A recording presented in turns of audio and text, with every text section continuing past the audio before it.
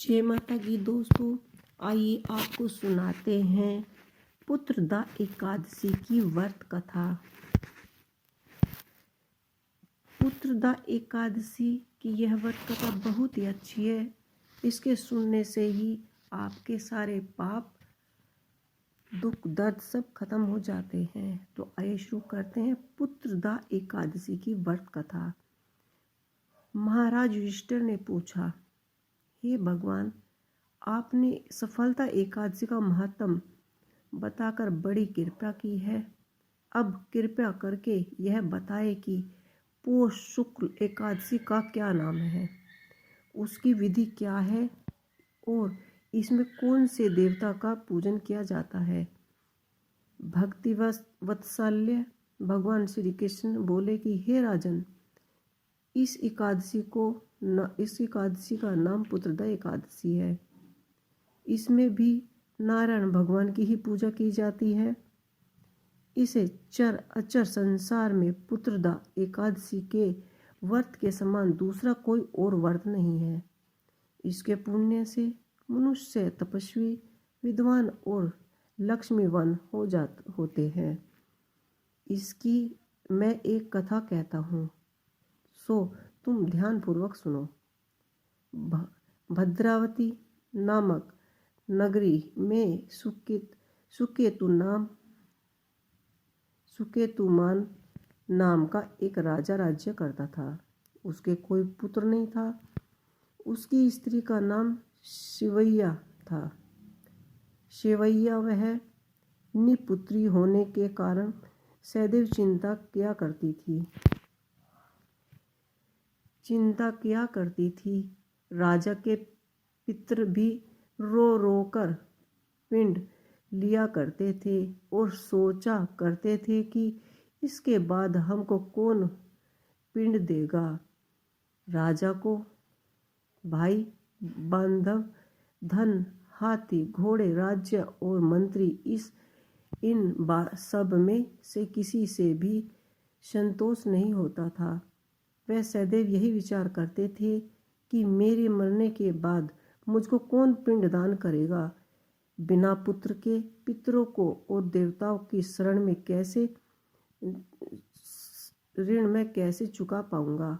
जिस घर में पुत्र न हो उस घर में सदैव अंधेरा ही रहता है। इसलिए पुत्र उपस्थिति के लिए प्रयत्न किया जाता है, करना चाहिए। जिस मनुष्य ने पुत्र का मुख देखा है वह धन धान्य है। उसको इस लोक में यश और परलोक में शांति मिलती है, अर्थात इसके दोनों लोक सुधर जाते हैं। पूर्व जन्म में कर्म से ही इस जन्म में पुत्र, धन आदि की प्राप्ति होती है। राजा इसी प्रकार रात दिन चिंता में लगा रहता था। एक समय तो राजा ने अपने शरीर को त्याग देने का निश्चय किया, परंतु आत्मदाह करना बहुत ही बड़ा पाप समझकर उसने ऐसा नहीं किया। एक दिन राजा ऐसे ही विचार करता हुआ अपने घोड़े पर चढ़कर वन की ओर चला गया तथा पक्षियों और वृक्षों को देखने लगा। उसने देखा कि वन में मृग, वाद्य, सुअर, सिंह, बंदर, सांप आदि अब सब भ्रमण कर रहे थे। हाथी अपने बच्चे और हथनियों के बीच घूम रहा था। इस वन में कहीं तो गीदड़ और कर्कश सवार में बोल रहे थे, कहीं उल्लू ध्वनि कर रहे हैं। वन के दृश्यों को देखकर राजा सोचकर विचार में लग गया कि इस प्रकार आधा दिन बीत गया। वह सोचने लगा कि मैंने कई यज्ञ किए, ब्राह्मणों को स्वादिष्ट भोजन से तृप्त किया, फिर भी मुझको दुख प्राप्त हुआ। क्यों? राजा प्यास के मारे अत्यंत दुखी हो गया और पानी की लालसा में इधर उधर फिरने लगा। थोड़ी दूरी पर राजा ने एक सरोवर देखा।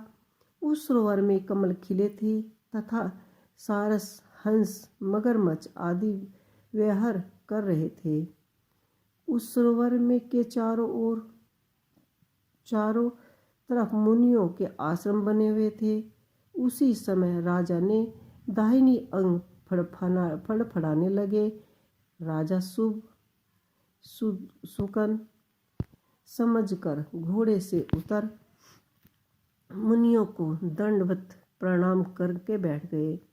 राजा को देख मुनियों ने कहा कि हे राजन, हम तुमसे अत्यंत प्रसन्न हैं। तुम्हारी क्या इच्छा है, सो कहो। राजा ने कहा और पूछा, महाराज, आप कौन हैं और किस लिए यहाँ आए हैं, कृपया करके बताएं।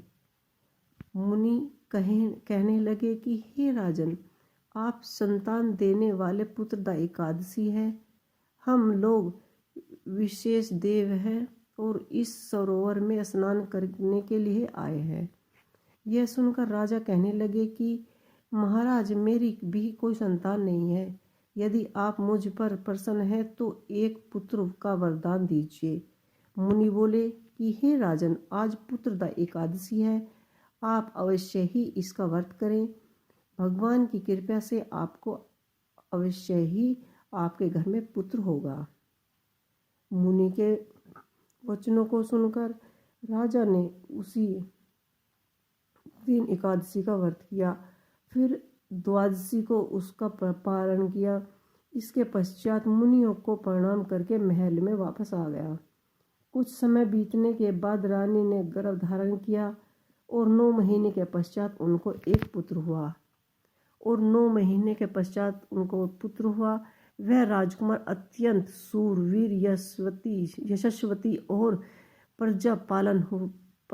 प्रजापालक हुआ। श्री कृष्ण बोले कि हे राजन, पुत्र की प्राप्ति के लिए पुत्रदा एकादशी का व्रत करना चाहिए। जो मनुष्य इस महात्म को पढ़ता या सुनता है, उसके अंत में उसको स्वर्ग की प्राप्ति होती है। तो दोस्तों, ये थी हमारी पुत्रदा एकादशी की व्रत कथा। आपको कैसी लगी हमें अवश्य ही बताइएगा और हमारे चैनल को लाइक कीजिए, शेयर कीजिए, सब्सक्राइब कीजिए। इसी के साथ जय माता।